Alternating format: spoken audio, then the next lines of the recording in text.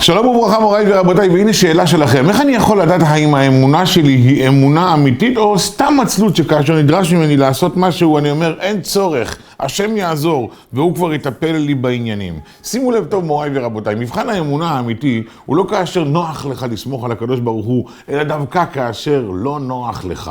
כלומר, אם אתה נמצא בשיעור תורה ויודע שהקדוש ברוך הוא רוצה לשמוע ממך עכשיו את שירת החיים האמיתית, את דברי התורה אותה אתה שומע מגיד לשיעור או לומד יחד עם החברותה, והנה על הקו מישהו שאתה חושב שיכול לגרום לך להכנסה של הון תועפות. האם ברגע זה אתה סומך על הקדוש ברוך הוא ואומר מביטול תורה לא יצא שום דבר טוב? או שאתה אומר, ריבונו של עולם, תמתין לי רגע, יש לי עיסוקים חשובים יותר, לאחר מכן אני אחזור אליך. בשמיים מחשבנים לכל אדם את שעת לימוד התורה שלו, על פי מה שגורם לו להפסיד את אותה שעה. אם בתמורה ל$100, האדם מוכן להפסיד שעה של לימוד תורה, הרי שבשמיים מעדכנים אותו ששעת לימוד התורה שלו שווה בסך הכל $99 בלבד, והראיה שבתמורה ל$100 הוא הסכים לבטל את אותה שעה. באותה מידה, אם אדם מוכן בשביל ארוחה טובה לבטל שיעור תורה, הרי שזה יהיה שכרו בשמיים.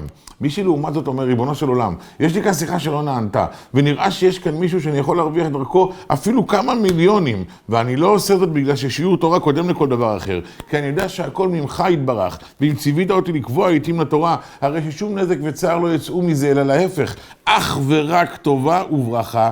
כאן נמדדת היראת שמיים שלך, וכאן גם בשמיים מחשבנים לך כל שעה של לימוד תורה בהון תועפות שאין לך יכולת וכוח לשער.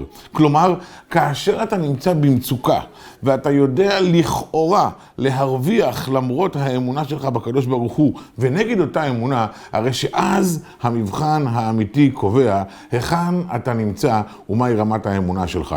לא מנסים להתעצל ולכן נאמר יש אלוקים. לא מנסים לדלג על מהמורות ולכן להאמין בו יתברך. דווקא המקרים הקשים, דווקא המקרים המחייבים, לדעת ולעמוד מול השם יתברך ולומר לו, אתה היה הווה ויהיה, בידך הכל וממך הכל, ורק על ידי הציות לדבריך נקבל את הברכה הגדולה. והצלחה רבה לכולנו באחד ממבחני החיים הקשים והמאתגרים ביותר, וברוכים תהיו.